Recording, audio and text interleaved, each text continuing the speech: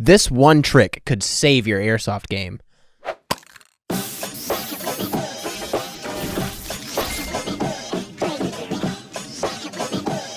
We are live in 5, 4, 3, 2, 1. Welcome back to Port City Podcast, everyone. Thank you for being here. Today, we're just talking about what we have noticed is the most common mistake made in airsoft, and how you can stop making that mistake and start playing like a pro. And then we'll also give you our secret tool for better game days. Yeah, So the mystery mouse tool, as I like to say. So this mistake, Isaac. It? So it's so simple. It's so simple. There's just like new players and even like somewhat seasoned players. I actually had this conversation with a buddy of ours the other day, just about his like setup, his kit and everything, like his chest rig and then his battle belt, and he just wasn't happy with the performance. His performance. And just through conversation, we figured out that he wasn't confident in the way that he was drawing mags. He didn't like the way that it when he went prone, having the chest, like the plate carrier and everything on his chest just didn't feel right. And so we talked about different solutions for setting up his kit. He had all kind of stuff all over the place, pouches everywhere, and he feels like he's just being held back by his kit. It's too cumbersome. Yeah.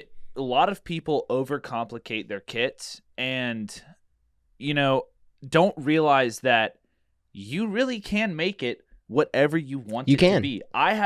You've seen me do it. I have run a belt with my pistol, 2 mags, and then that's it. Yeah. Like, I have done minimalist, and I've also done the full flak jacket with all the mags and everything. And not too long ago, you and I both ran no chest rig, no belt, just a pair of overalls. Yeah. And overalls, it worked. And what did we have? We had like some mags in the pockets. Yeah, and that's it. I had all my mags in my pockets, and I just had the blaster, and that was it. And it worked. It honestly worked great. It did. I think you had your conceal carry set up. Yeah, with my Airsoft, and inside of the overalls. But yeah, people overcomplicate their kits. They get frustrated. Yeah. I think the way you worded it, feeling held back. Yes. Feeling held back by your setup. And I don't know, just like I see a lot of people try it, get frustrated, blame their skill. Like just say, well, maybe I don't know, I'm just not as good as these other players. I'm not as whatever. Or YouTubers that they're watching, like Dutch and all those guys, Airsoft Alphonse. It's like they seem, the way that they play and their gameplay, and I experienced this too, just from watching them and then like going out and playing myself and being like, why is it not? It doesn't feel quite like the same. It's not. There's things that they're not telling you that they're doing. Yeah, and we're going to tell you. It's the nuances of. I mean, there's something to be said about playing airsoft for a long time, gaining some skill and all that stuff. But really, I think at the end of the day, the solution, right? The solution to a lot of airsofters' problems is their kit. Yes, and I feel like a lot of people would hear that and think that we mean, not having enough on the kit. But that's not realistic. That's not it. Yeah. It's not it, right? Yeah. There is, like, too much of something can be a bad thing, right? Yeah. You got too many pouches. What are you doing with them all, right? Yeah. You've got like 3 primary ammo pouches and 15 admin pouches. Yeah. For what? Yeah. You got a multi-tool in one, like your grenade pins in another. Like, you don't need it, right? Some of the fastest reloads I've ever hit are out of that little cavalry bag. Yeah. With the 5 AK mags, and that's it. Because I just know I go straight to this bag and I have my mags. I scaled back my M4 kit to basically just be 5 mags on the front of my chest. Yeah. And there's nothing else. There's a little like fanny pouch or whatever that hangs off the bottom that I can put whatever.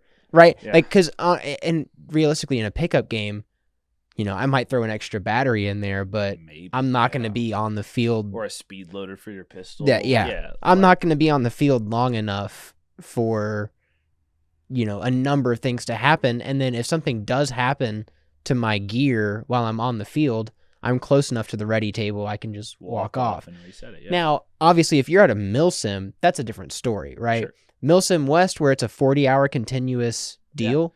You kind of have to pack heavy. Yeah. But yeah, I would say start small. Yes, absolutely. And invest. Don't go and buy the, $20 SWAT vest with all of the pouches already built in, because you may not like that layout. Yeah. And then you're just stuck with having spent that money and no customization options, where you could go ahead and spend $30 or $40 to get a small chest rig, like your cummerbund we've talked about in a previous episode has a conversion kit to where not the cummerbund, but the pouch on the front. You can actually run that by itself with straps, and it'd be a rig. I think one of our friends that we play with runs something like that. It's just a very small. It's literally 3 magazines and then a zipper pouch in the front, and it's got these little tabs to where I can attach like a harness to it, right? Yeah. And yeah, we play with people that run something similar to this, and it works for them. Yeah. And they look like an operator. And the crazy thing is, those people tried the full setup first and didn't like it. And I think a lot of people are just forcing themselves to do something simply because they've seen someone else do it. Right. And that's where you get into trouble a lot of the time. Is you got to think, these are influencers, right? Yeah. So they're just doing their jobs. But a lot of new players are seeing this and thinking that they have to be Call of Duty man, when at the end of the day, that level of kit does take practice to get used to. Yeah. A lot of those people have been running that kind of kit for years. They've practiced with it. They've got muscle memory down. It's comfortable for them. Yeah, you really have to think about what you need, what your play style demands, and what flows best for you. Yeah. If you're like you said with the pre-done vests and all that. Yeah. Like, the ergonomics have to make sense for you, or it's just not going to work. Yeah. I hate to see people drop money onto something that they don't end up using. Exactly. It happens more often than you think. And it's good to have variety in like the stuff that you've got on your kit. But if you have a pouch or something on your kit and you have not touched it in a long time, get it out of there. Get it out, dude. It's extra weight. It's something that's going to get in the way at some point. It's probably already getting in the way, and you're just too stubborn to remove it. Get it out of there, Yeah. Something I think that you and I have kind of realized over the last couple years is for those pickup games, like if we go to a milsim, we went to Thunderdome, we did the mall milsim, and we ran these basically. We converted these for Airsoft, and we filled up the backpacks, we ran belts, we did the whole thing. It was the heaviest kit I've ever run in an Airsoft game, and it felt great for that. It felt really good for the context of a milsim. I felt prepared. Everything, well, other than the 107 glow sticks that I have, everything that I had on me, I needed at some point. I used it, So it was nice to have all that stuff, and it was necessary to have that weight. But when I'm out on the field on a Saturday and it's just like 15-minute skirmishes, I don't need all that, right? So I've scaled back to running like a battle belt. I'm investing in a waist rig that's just like a couple of pouches and some magazine pouches. I've really scaled my kit back. You've done something similar with your stuff. I honestly, so when I started playing Airsoft, I was running a full vest. Wasn't super happy with it. Wound up switching over to a small little waist rig for my sniper setup, running just like a handful of mag pouches and then an admin pouch. And now I've come full circle all the way back to, I've tried all these different kits. I've come back to my first little sniper rig, and I'm running that while I save up some money to buy a nicer waist rig. So if I had just saved the money up front, made the purchase for a nicer setup, I wouldn't have wasted all the money and time buying other stuff. Right. So that's, I think, something that we've started doing that's been working for us is running that lighter kit on the weekends for the pickup games. Yeah. And, I would say the secret behind it is if you can afford it, have some variety. Mm-hmm. Get yourself a full kit. If you want to do bigger events and longer form stuff, get yourself a lighter kit to run for those pickup games. If you can't afford to do both, start light, because you can add later, right? You can always add on to it. Buy things that you can build on. Mm-hmm. Buy things that you can build upon. And that right there, the customization options you get with that are insane. I mean, you want to go for, I really feel like you want to go for like comfort first and accessibility. Those are the top two things I look for in a rig. Am I going to want to wear this for a long period of time? And is it going to give me access to the things I need? Especially because you're the kind of airsofter that when you're at the ready table, everything stays on, because as soon as you take it off. Yeah. As I don't take stuff off other than my mask. Like, that's it. Everything stays on my body because if I take it off, I don't want to put it back on. And I'll tell you, man, if you saw on Instagram the bad guy kits. Yeah, generic bad guy. It was hot that day. It was really hot that day. Yeah. And he didn't wear the ski mask all day, but that jacket he wore all day. I pretty much wore everything except the ski mask all day. Nuts. Like, my mask off, everything else stays on. I load my mags, I reset, and then I put it back on and I go back out. That's honestly, you kind of have to be that way. Something that I've been prioritizing on my kit has been speed. So like being able to get to stuff, right? I don't want to dilly-dally if I have to reload, right? I want to drop the magazine. I want to put a new one in. I want to get my gun up as soon as possible. Blaster, sorry. And so I've been in my playing with the kit and everything, and even setting it up and just kind of doing our sprint tests and whatnot, looking unhinged to your neighbors. Just running through the yard with full kit on just to see if anything falls out. A ski mask. Don't do that. Don't do it. Don't do it. Don't do it. I don't advise it. Do it inside.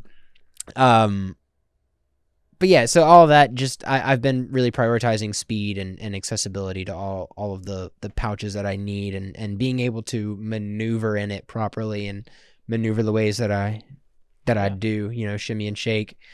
And also, man, I wanted to look cool. Yeah. I think that right there is the last step, right? Yeah. So that's kind of where we're at now. You make it look cool. We've kind of figured out what we want. Yeah. Then we make it look cool.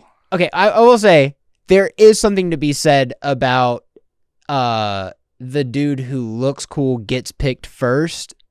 Yeah. But if you look like a little bit of a clown, like with some mix matched camo patterns, but your stuff works and you're absolutely operating, people are going to want you on their team. You've seen my kit.